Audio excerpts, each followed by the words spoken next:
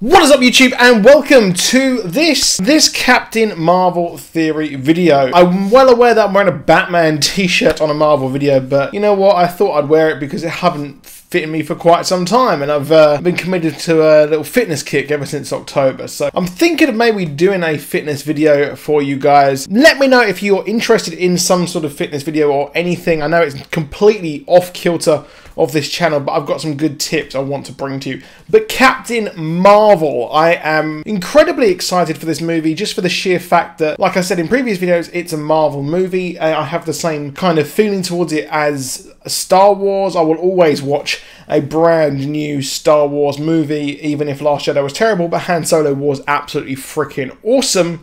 However, here, Captain Marvel, I've never been a fan of the character personally. I've said that over and over since I started this channel 2 years ago, and there's been one dude who always comments on my Captain Marvel videos, just hating on me, and his profile picture is him wearing a Captain Marvel hoodie, so I guess he's got some sort of bias there. I'm expecting him to comment on this video as well. Hello. But Captain Marvel is shaping up to be one of the most interesting movies of this ilk, because really it's a standalone movie. Much like Captain America and Ant-Man, they form a very standalone nature because they are separate to events. Ant-Man, the first Ant-Man, was incredibly insular. Spider-Man in some ways was also insular. And Captain Marvel is possibly the most standalone completely because it's the first interaction of this character.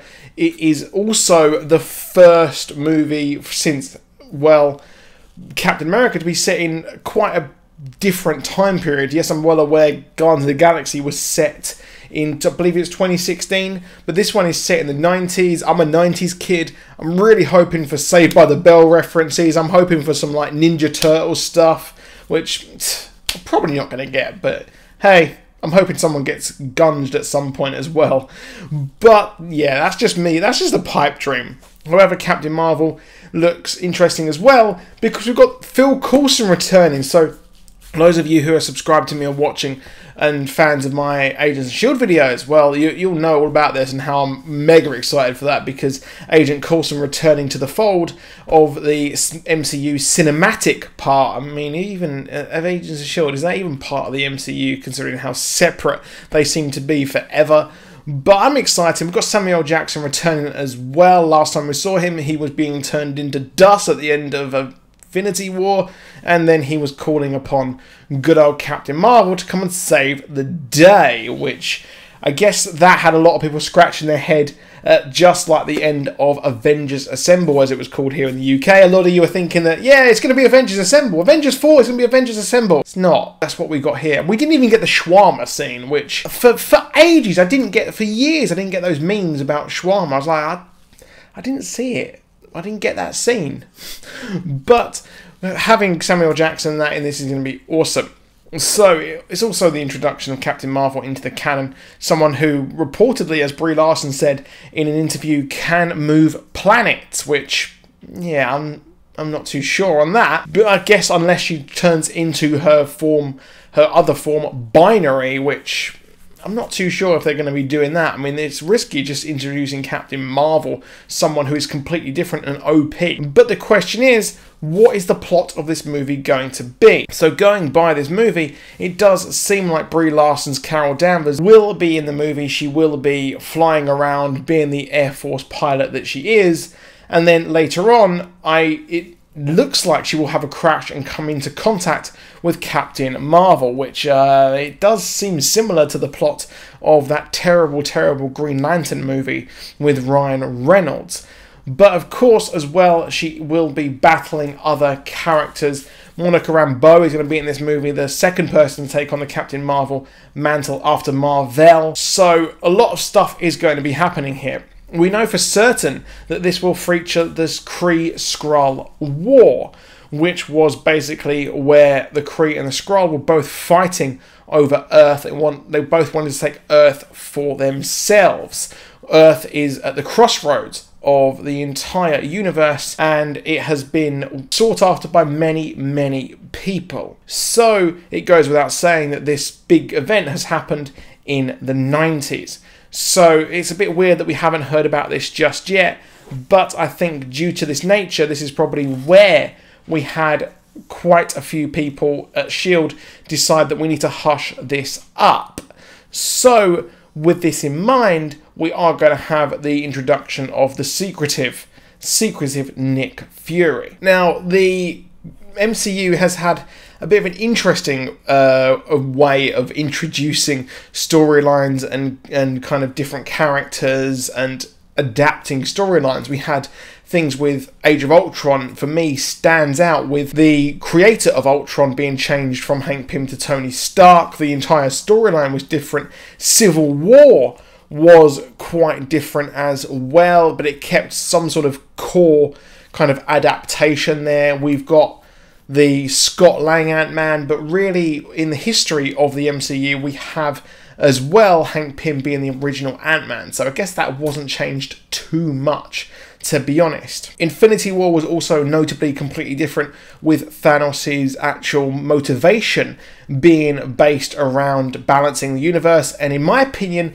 it's a better motivation, and a lot of people you could side with him. He seemed a bit sympathetic as well, so there is that. And also Bucky Barnes being the White Wolf is a lot different, so they're quite liberal with what they do here at Marvel Studios. However, here I'm thinking they may be combining two things. So the Kree-Skrull War, while we think the absolute epic that we had in the original run and the spanning of multiple different storylines, here they're probably doing something a bit different. So bear with me here. So I think that they might actually be combining Secret Invasion. So Secret Invasion was where we had the Skrulls. They adopted the personas and the looks, the shape shifted into different versions of our heroes. So we had many different heroes replaced with Skrull impersonators, and we never actually knew who was who, and that was what the Secret Invasion was all about. This was many years after the Kree-Skrull War, and what happened was we had the Illuminati of Professor X and many others and Black Panther, etc., all going to the Skrull homeworld and the Kree, and they're both saying that, well, leave Earth alone, but they were captured and experimented on, and the Skrull were able to actually kind of duplicate them and their powers and things like that. So what I'm thinking here is there's a couple of lines from Samuel L. Jackson's Nick Fury where he says that the last person I trusted, I lost an eye. So we're going to go back to the origin, and we know that we're going to learn how Nick Fury actually lost his eye in the history of the MCU. So he may have trusted someone who turned out to be a Skrull. So this is quite similar to the Winter Soldier movie where we didn't know who was Hydra, etc. So this could be a thing here, but on maybe a bit of a smaller scale. A Secret Invasion would be quite cool. We maybe even learn that one character in the MCU, one Skrull, was never actually found out, and then they could move forward maybe into the future into different movies. So and it would make us look at things a bit differently, which I think would be really cool. But it has to be done in a really well done way, and I'm imagining that the writers of the movies have better ideas and are more intelligent than me and able to write that in a better way. So bearing in mind here, we've got the Kree and the Skrull wanting to take Earth for themselves. This Kree-Skrull War could be the Skrull having a secret invasion, and then we have the Kree who are just trying to, invade Earth in a typical way, and then Captain Marvel is actually Carol Danvers is warned by Marvel. Then she turns into Captain Marvel, or has the powers that she had in the comics in the same origin way in the Kree Magnetron device. So let me know what you think in the comments down below. Please drop a like, please subscribe, and I'll see you soon. Goodbye.